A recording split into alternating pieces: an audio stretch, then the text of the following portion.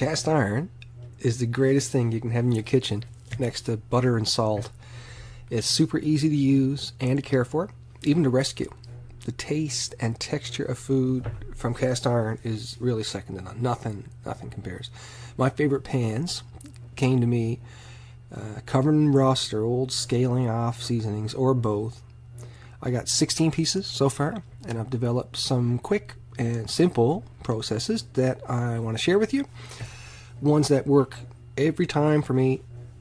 I even included a flow chart at the end. Yeah, we'll talk about that at the end as well. So first, cooking with cast iron. Clean is the key to getting it to be non-stick. And it has to be all the way hot before you add food. It also helps if the food is room temperature. But, frozen burger patties work fine too. But so before cooking, give it a good cleaning. I usually just use hot water and a nylon scrubby and some dish soap and, whatever kind of soap is fine. Treat it like a heavy-duty ceramic and really give it a good scrub. If you can't get it clean with the scrubby and you see little bits left, or if it's a pain to get it clean with the scrubby, just take a steel wool soap pad to it and do what you got to do to get it clean. You'll probably have to re-season it after that kind of treatment, but I'll cover that in just a minute. So, after cleaning, add a little thin layer of oil and preheat it in the oven to 320, 350 degrees. Then you heat it on the burner just to keep it hot as you're cooking with it. Upside down, always upside down in the oven when you're preheating it or when you're seasoning it. You can just warm it up right on the stove burner too. Just move it a bit from time to time to help the heat be even in the pan. You can also season it right on the stove top if you like. It's just more even if you do it in the oven. So then, cook. Use oil or not. Don't be afraid to scrape the pan hard. The food comes first. Never put your burner past half, usually.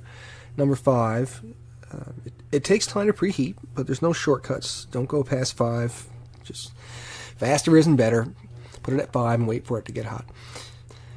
While cooling cast iron fast can cause it to crack, it has to be hundreds of degrees of change very quickly, so involving liquids and usually unevenly, like going from glowing red hot into a snowbank. It's happened. Glowing red hot is fine, by the way. Great way to clean off bad seasonings. Just do it slow and even. At least don't do it too fast.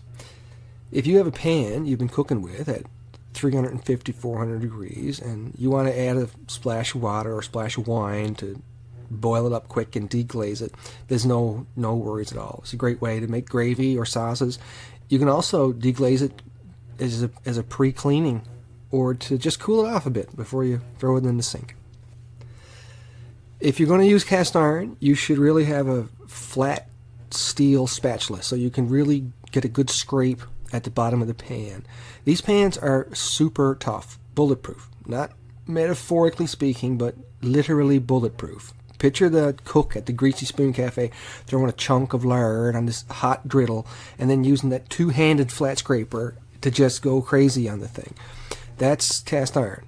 If your egg sticks a bit when you're cooking with it, just worry about the egg. Get the flat scraper and scrape the pan all you want to get under that egg. And clean it after. The more you use it, the better non-stick it'll get. And again, it's got to be clean. It's nice to clean it as soon as you can after you finish cooking with it. But food first. The iron will be fine. If you happen to leave mushrooms or onions out in a pan for 2 days on the stove, you will have a seasoning problem, and that's coming up right now. So a seasoning, firstly, is not even needed, really. That's why we use iron. There's enough iron in your body to make a 1-inch nail. It's added to breakfast cereal and then listed as a mineral, as it should be. The problem with cooking with raw cast iron is that the taste of that metal can transfer to the food. And black and rust-stained dishcloths can be a problem too. If it's sealed, your dishcloths shouldn't get too dirty. Although I use separate dishcloths just to be safe. All of my just grills are just oiled, just bare metals. I don't even bother to season them intentionally. No taste problems because there's no long contact times. Even an ungreased or unseasoned pan with bacon or steaks or fish or anything fast fry, I have not noticed the difference when there's a good amount of iron coming through. Simmering spaghetti sauce now would quickly taste like iron filings probably.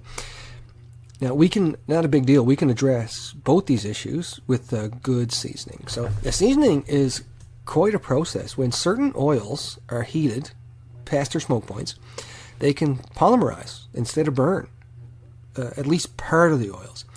This polymerization happens in the presence of certain metals like iron or other pre-existing polymers. So it's a do-it-yourself, heavy-duty, high-heat, natural plastic you're making your kitchen. So to make a good, tough seasoning, we have to start with a good, tough foundation, one that's not going to flake off on us. So if a pan has any rust, any old seasoning, be it those little tiny black flakes that come off or big, large flakes, any of that, it all has to come off. Even old caked on seasonings with crud and stuff that you just don't want to look at anymore. You can get all this off too if you want. The cooking surface is the big thing. If we have any amount of rust, all we need is a weak acid. So acetic acid in vinegar is probably the cheapest, and you can reuse it. Phosphoric acid in cola drinks works just good. Citric acid, lemon juice, whatever. The more rust you have, the more acid you're going to need, and the longer you're going to have to soak it. So this could be anywhere from a quick scrub with the vinegar-soaked nylon brush to being completely submerged in vinegar for a few hours, and then lightly scrubbed.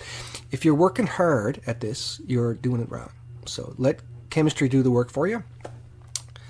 A common problem with seasonings is messed up seasonings from previously done incorrect seasoning attempts. And the only way to make a bad seasoning layer is to put the oil on too thick and then to bake it on. Or bake it on at low temperatures, which is even worse.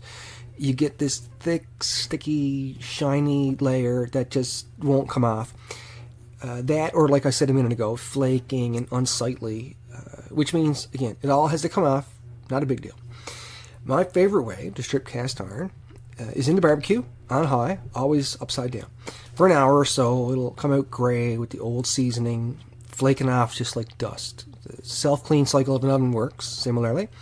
I have an old oven, so I just cycle the temperature up and down a few times. So up to the maximum oven temperature, leave it for a bit, half hour, an hour, and then let it come down to room temperature, and then back up and down a few times. After a few heat cycles, without oiling it in between, maybe even giving the soap pad good scrubbing in between, a few cycles, and it should start flaking off pretty good after 4 or 5 cycles. And if you use a barbecue brush and a scraper a bit, you can do a good enough job. A manual wire brush or a drill, maybe all of it.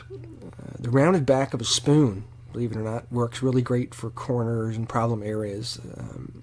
Anything you can get off without working too hard. Anything that sticks after all that, we can classify as a good foundation that's not going to flake off on us. The big thing is, again, the cooking surface. So if you want to go the barbecue route, you won't have to do any of that anyway. It'll just come off perfectly gray and beautiful. Either way, a smooth cooking surface is what's most important.